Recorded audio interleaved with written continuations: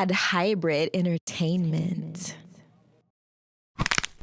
Thanking everybody that turned out for this right here, this seminar, for this new business that I have called Adventure Music. Chi-Town, man, thank you for coming out. D Nash, GF, you know what it is. You guys helped me out so much right here. You know, y'all family, so I appreciate every bit of it. And I want to thank you guys again. I want to just start with getting a round of applause for everybody and get everybody in, man. Thank you. So I'm going to go through what I do. In case people don't know who I am, I'm Chris Gotti. Yeah, but you know, I say that because everyone knew my brother more than me. They know Irv Gotti, Murder Inc., but I'm the man behind my brother. That's my little bro. You know what I'm saying? Irv, what up? You heard me? You know what I'm saying? So I raised my brother. And then at the end of the day, I took care of him. And Murder Inc., before we got to Murder Inc., there's a lot of years of grinding that we had a lot of success in other areas in music before we got to Murder Inc. And I'm going to walk through that so you understand what this new business platform is all about and how come it's so important and why I'm doing what I'm doing. This is a 9-city tour I'm starting, or really my second date. I did Cincinnati. We killed Cincinnati. They came out and had a great time with the seminar and the contest that we do right after this for artists to perform, and I give away like digital distribution and services that is on my platform for the winners, first, second, and third. I'm not doing this for the money, for the hustle of doing a showcase. I know in Chicago or any city you go into, they always do showcases. This is different. This is what is more important for me to do, the seminar. The showcase is because I know every artist wants to touch the stage, and I want to give them an opportunity to touch the stage.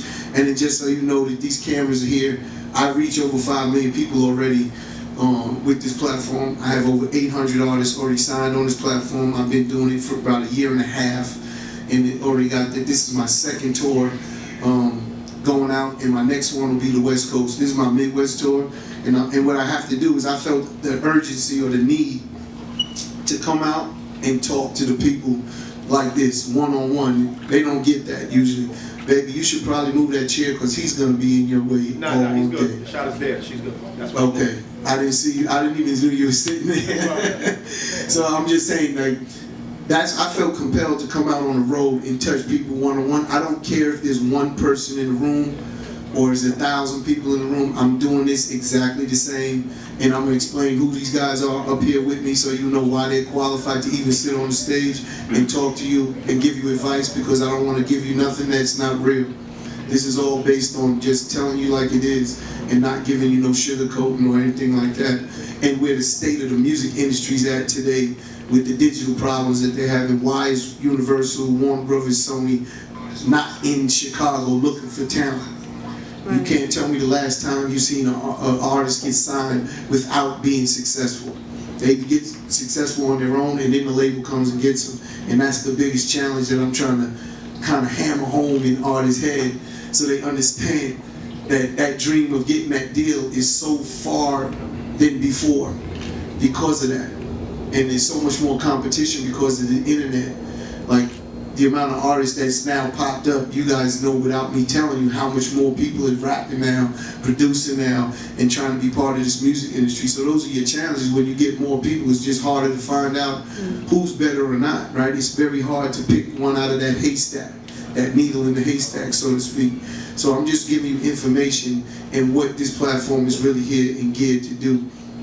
So I'm gonna start by going back in my career with my brother. Like I said, that's my little brother. It's 8 of us in our family. We had nothing. We did everything. Everything I did was for my brother. I seen a talent in him. He's a producer, so he's more of an artist. I'd always look at Irv as an artist. I was more the business end, and I took care of the business. And the first thing we did was we found an artist named Mike Geronimo, and we just went all around trying to get him going. And we got a deal with a small independent label that we picked called Blunt Records, which was TVT Blunt Records. TVT owned all television, cartoons, sounds. When you hear Bugs Bunny or shit like that, that's what they owned, all that music. And they never did music or hip hop or any music at that point. So we started this record label for a guy named Steve Gotti, who was a crook. Yeah, you go in his career, you see what he did. You know, all he did was sue people and rob and rape and pillage. That's the name of the game. And it worked for him. That was his business and it worked. But at the end of the day, we went over there and we signed Mike Geronimo, and we ended up signing a bunch of other artists. There's a lot of history in my background that people don't know about because they only know Murder Inc. But we signed Pitbull back then. We signed Little John back then. You know what I'm saying? We had Jay-Z and DMX. This is way before Reasonable Doubt. This is way before Hell is High.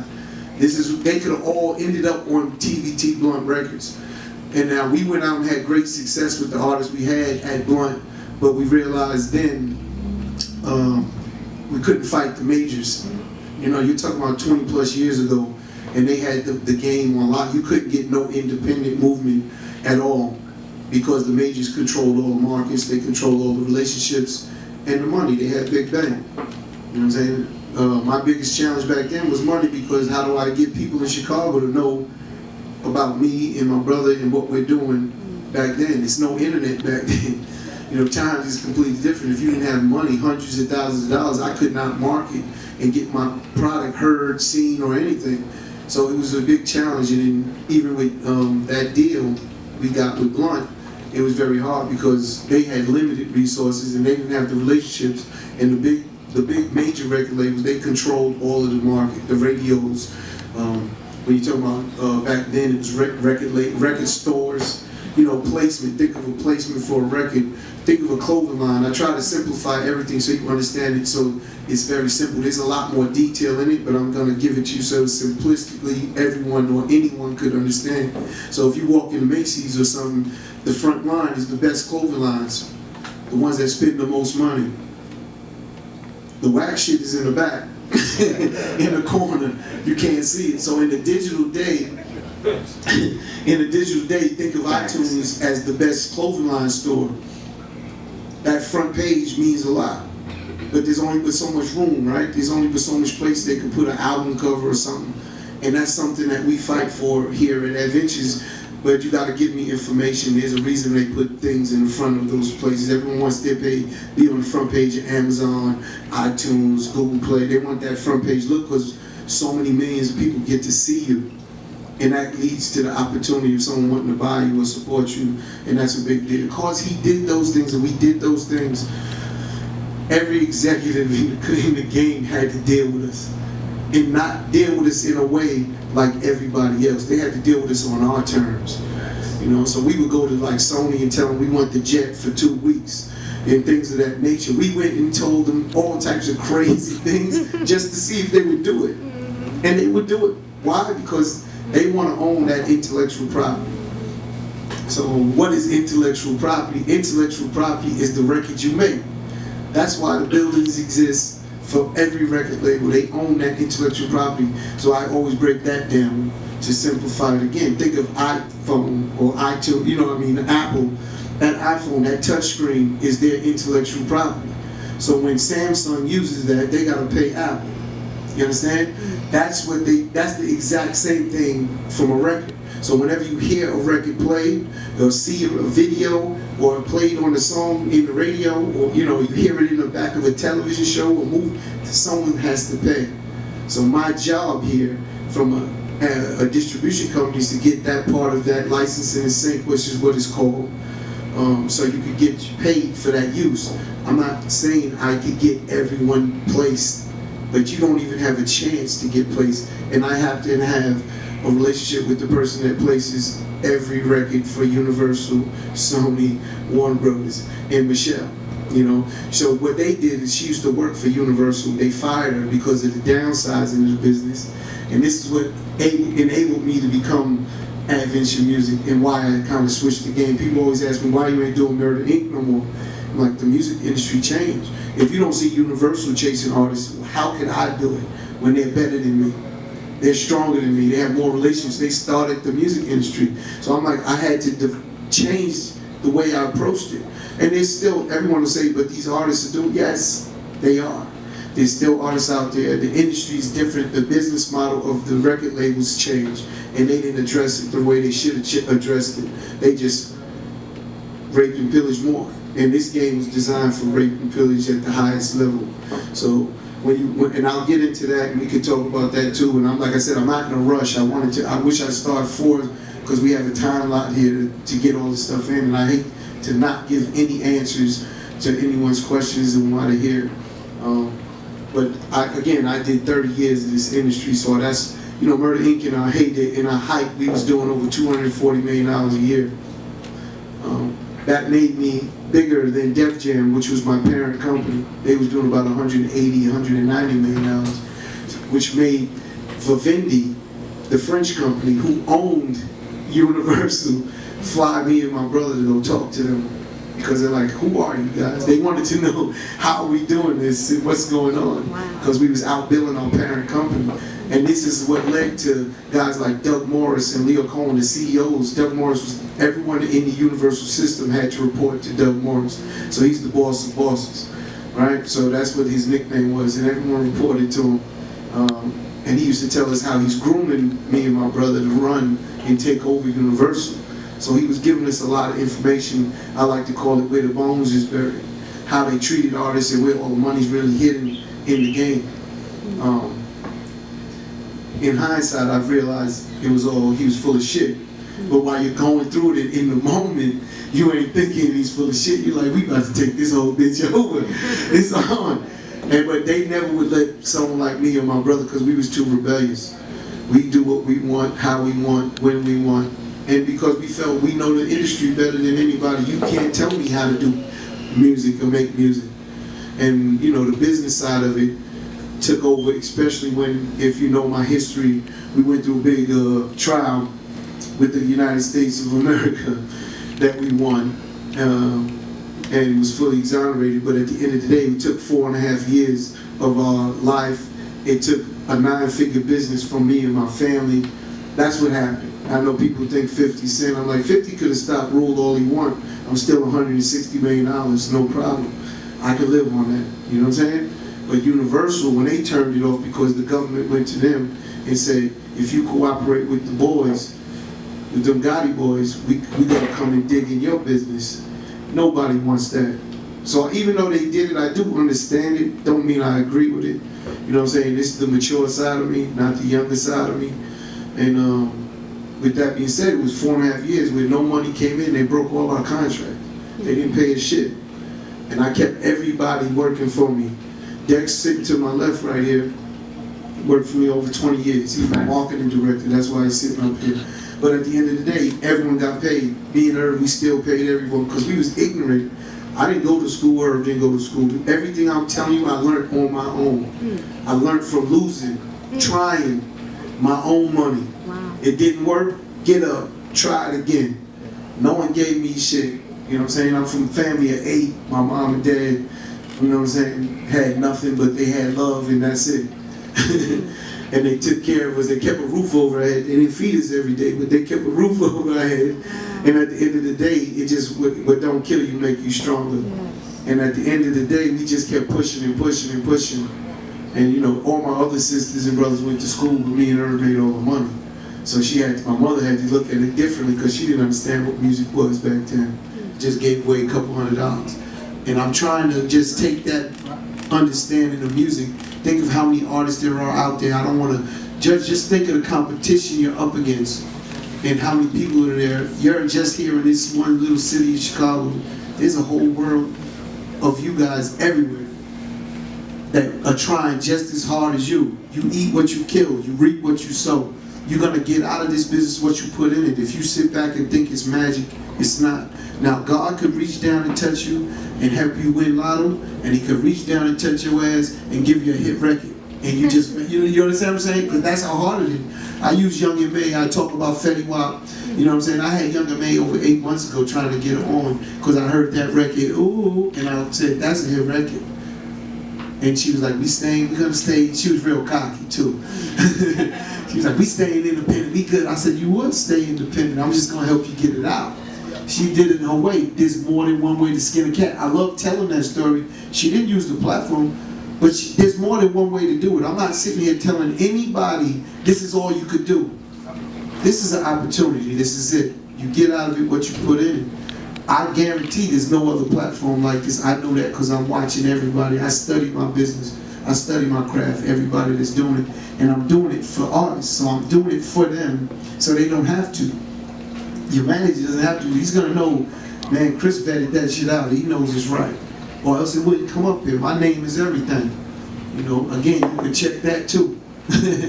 At the end of the day, I got a great reputation because I make sure of that. I make sure that I do the right thing the right way. And when you do that, everything comes back the same. So at the end of the day, when I say the platform, I'm gonna get into that also. The platform being digital, I just said earlier how it's just as big or bigger than Universal. So distribution, I always try to explain. People don't always know what distribution is. You know, the easiest way for me to put it, so everyone understands it, is in street terms.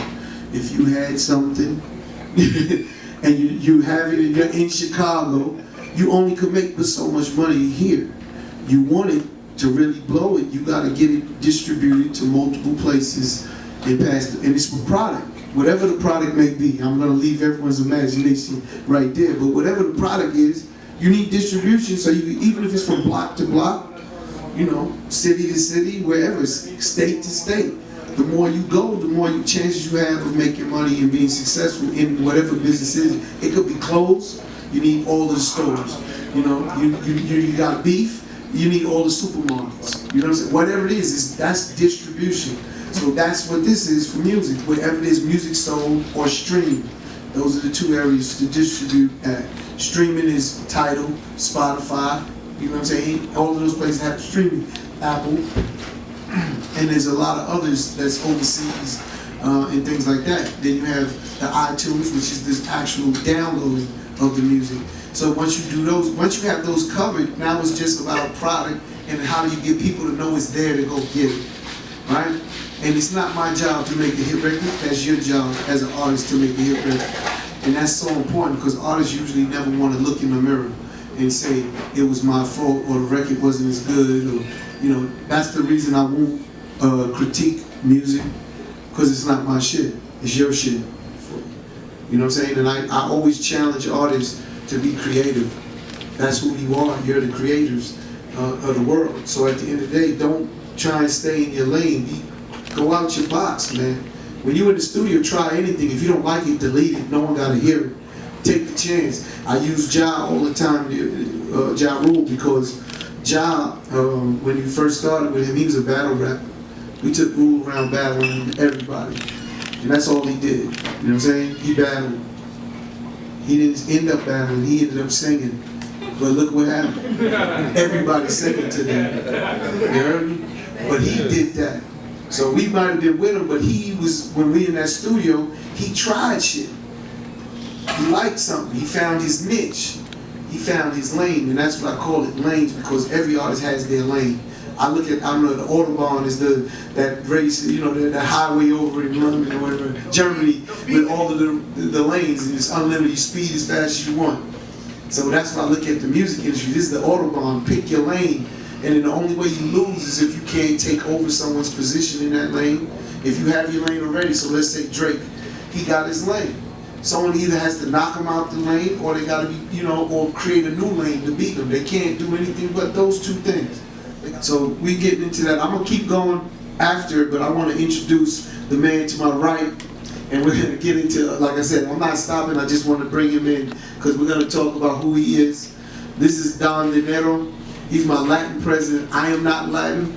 I say that not because it's anything, but I understand the growth of the Latin community. People look at me and think I'm Latin. My mother's black, my father's Trinidadian. But Don Dinero's Cuban, and was a double platinum selling independent artist back in the heyday of music. So no one knows this independent game better than he does, and he could translate it for the Latin culture. So we have on this platform right now, I have artists from Africa, I have artists from, not you Africa, the motherland Africa.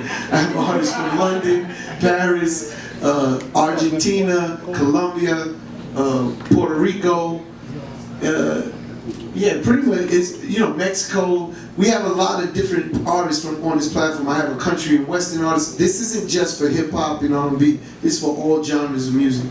And I say that because it's so important. But the Latin culture, they're exploding, and how many people they're growing, and the rate of they're growing. I tell everyone all the time, learn Spanish, or your children should learn Spanish. You know, because someone they're going to be dealing with is going to be a Latino, and they're going to have to deal with that. So I'm going to introduce Don and let him go through a few things. Bueno, si nadie habla español aquí.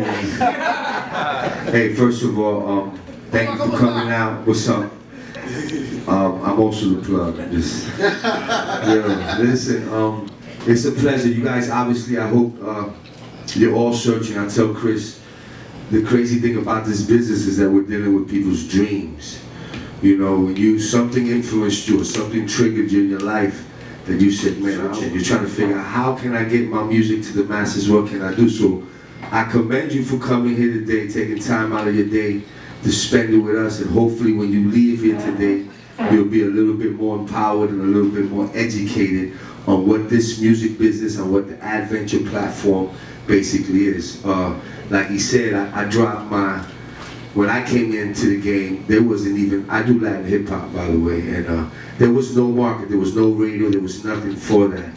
And back then, you guys are living in the most incredible time, not only in the music business, I think in humanity in general, just because of the technology. Technology is the only thing that helps humanity. So with the internet and all the access and Instagram, Twitter, and all the marketing tools at your disposal that are for free. You just have to go and put the effort.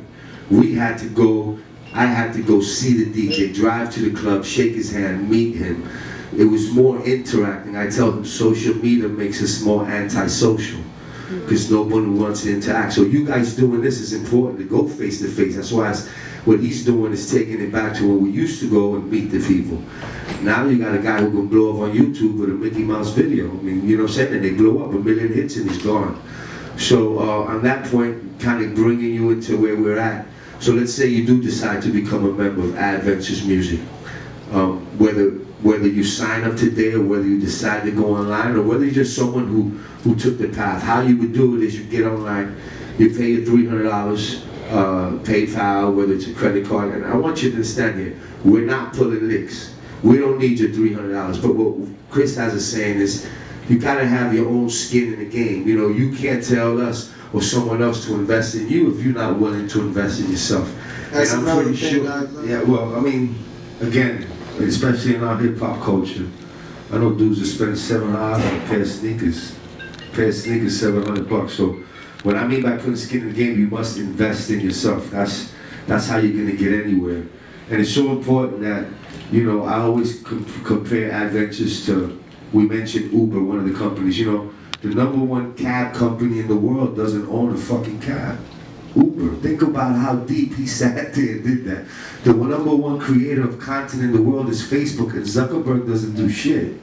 We all create the content. So, you know, if you understand the reason I'm still here, I drop an album when I feel like he'd be on my ass, come on, because I'm not only the president, I'm a member, but because I do own my intellectual property, like his brother, I still get my money, I'm good. You feel me? My family's gonna eat forever. I'm gonna pass it on to my kids and my grandkids. You know, and that's part of what you wanna do. So understanding that being part of Adventure Music, you get to keep, I don't think they understand how incredible. You know what the deal is? The deal is a terrible loan with fucked up interest, and once you pay it back, you don't get to keep the property. I don't understand why people want a record deal. That dream is over. It's hard to change, I get it. You want that guy to come, that phone call, to rob you. I don't understand. Like, it's crazy. Like, he's gonna come, you see him all the time, signing the contract. I was like, another one bites the dust. Because the pressure and the amount, now don't get it twisted, like he said, that check might save your life. Fetty Wap to Trap Queen created $26 million. He only got 4 out of the 26, you know, and it's gonna continue. But those 4 saved his life and got him out the hood, and God bless him. But that's one of a million. How many people do you know that hit lotto? He hit lotto. It's like that. You know what I'm saying? I'm deviating from what I normally do. We're on our 15th city. We're doing 9, but we just finished 12 cities, and we have a system that we normally go by. But I'm going to deviate from that a little bit because I just want to express my feelings for Chicago. And I never did like the name of that movie that Spike did, Chirac. I didn't take to so much things. I never called Chicago Chirac. And then when I came here again recently because of Chris Gotti, while I'm in your city, I met a brother, D Nash, to my left over here. And he was just saying some things, and I'm like, these are the things that I've been thinking, and I hear him was talking about. I'm like, all right, there's people on the ground here that's doing stuff for some of you guys. He's part of the reason why Chris is here as well, too, with other OGs from Chicago. You know, we came up, we did Sister Africa show, and I seen that their organization where they at the Urban Media Broadcasting, where they at, they have facilities for you guys out here to utilize. They got full studios. They got instruments and drums, and it's just sitting there. You guys are not taking advantage of this. But together, collectively, they're putting it together with us, with Adventures Music, so that you have outlets to do these things in a way to distribute it, to get money, to take care of your families. You got to understand, you're chasing the dream. You might not get to the 20 million like Fetty Wap, but this business here, the way that Chris Gotti has structured Adventures Music, you can live off of this. On a regular salary, you can make $60,000 a year. You can make $90,000 a year with Adventures Music. That's living. You can make $100,000 a year. Stop chasing that big bag of 20 million and start getting some of this money now and taking care of what you got to do and put your city back on the map. Adventures Music is here. Listen to what we're saying and trust the process. Let me jump in and say something. So I got another company. He talked about money, and again, I keep jumping in and out when something gets talked about. I got a company called Phase One Network. It's a catalog business. So think catalog is all your records you have in your computer, but it's licensed, all licensed music. Me and a guy named Frank Barber, we own over 40,000 songs. Most of the songs you never heard of, and some we own like KRS-One stuff and things like that. I started that business way before this business. And I'm saying that because that business makes over $3 million a year. Most of those records do nothing. But we have a system. We know how to make money on on those records. We buy independent artist records. Frank will be out buying anywhere from 100 a song to 500 a song, 1,000 a song, based on how big he felt or how much money we could make from the record. Not today. You know, people talk that boss shit all the time. You know, bosses never worry about money today. I never worry about what I'm getting today. That's why I said I'll do this with one person. I'm building. I know there's a cost associated with it to get to the money, right? So at the end of the day, we'll buy something that we might spend $10,000, $20,000 on today, and knowing we won't make the money back for a year. But we own it now, and we'll make that same money next year, the year after, and so on and so on. There's no expiration date on music. This is the business you guys are in, and you got to understand these principles, because that's exactly why you see all of the record labels. This is what they're doing. They own that music, and they just squeezing it forever, and it's perpetuating. I call it a paradigm shift. So in music, there was certain paradigm shifts. What's a paradigm shift? That's when something changes so drastically to the next position. So the paradigm shift for music was we went from 8 tracks, right? 8 tracks to vinyl, right? So you bought a record, it was a vinyl record. Then the next one was from vinyl to CD, right? Oh, cassettes. Thank you. And the cassettes. Then from there to CD, and now it's from CD to digital. That's why there's no more CDs being sold, you know. And that's what we call a paradigm shift. So the paradigm shift in music, aside from that transition, is the internet. It changed the entire game. It changed all the language. So I was talking to a young lady earlier about legal, and I was telling her the music industry didn't change legally. And, you know, I used Ja Rule as an example. Our contracts, we had to go back to renegotiate everything digital, because there's no language in our contracts talking about digital. So how is the label going to pay me? They're just taking the money and not giving us no money. That's never going to happen. You're going to give me what you owe me.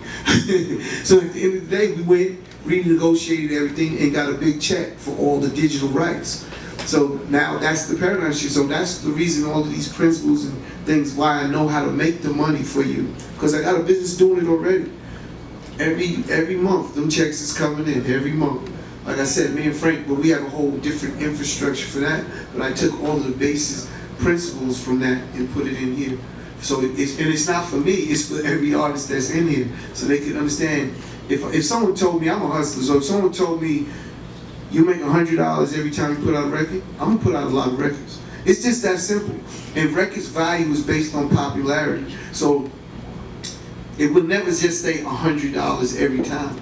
You might get one that's 100, you might get one that's 50, you might get one that's 1,000, you might get one that's 10,000. And it just varies. And you own it, and that residual money will be yours every month. I tell people, if you start putting in the work in building your business, you will get everything you want out of it, but you gotta start in building. You know, we own 40,000. You may never get to 40,000, maybe you get to 100, maybe you get to 1,000. And that's nothing crazy. When I look at artists today, they're putting out 3, 4 albums in a year, 40, 50 records, 60 records in a year. You can reach big numbers if you're monetizing those records right. And then you'll get checks every month off of that monetization of those records. That's the game, and I'm just trying to give the game up for that, but I'm gonna let Dex keep on. Yeah, so as Chris said, he feels that I'm qualified to have the experience to be up here. So my experience started like this. I came in my christening right after, like weeks after they dropped Veni Vidi Vici. They were going out on a tour for the Murderers album. This is the heat of when the media was against Murder Inc. Def Jam, the parent company, was against the name and our movement for our single. You know, Black Child was, I believe he was the lead, it was his single or something like that. Yeah. And once again, this is where I'm gonna connect the dots. They didn't give us the money to go out on the road for a promo. Irv and Chris had, I think it was 5 artists, Black Child, Vita, Dio, Candace, a list of them. You understand what I'm saying? And he wasn't gonna fail us. And they put up their own money once again. This is like hundreds of thousands of dollars, and this is the beginning of the Murder Inc. You understand, when the Vidi Veggies They wouldn't came support out. us. They was like, we're not gonna pay for that. So if you want to do it, you gotta do it. Like Chris said, when you're spending your own money, they can't stop you. And that's exactly what they did. And that's over how many years ago, Chris? 15. You know what I'm saying? I've seen that, and I've been with him ever since, things like that. You understand? I worked on projects starting, the very first one was the Murderers album. We overcame that obstacle.